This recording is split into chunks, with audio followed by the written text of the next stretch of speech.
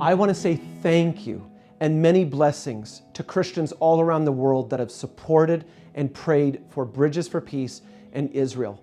2023 will go down in history for us facing an obstacle that we never thought we would face, war and terrorism in Israel. But we have faced it, Israel has faced it, knowing that they have hundreds of thousands of Christians who stand with them all around the world. Your prayers and your donations have turned the impossible into possibility.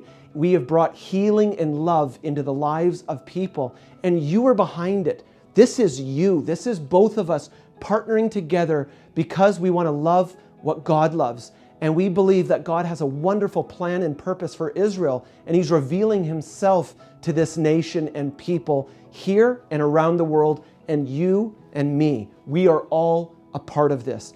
May we both partner with what the Lord has in store for us this coming year, as we will be a light pushing back the darkness and giving all the glory to God as we are His hands and feet together.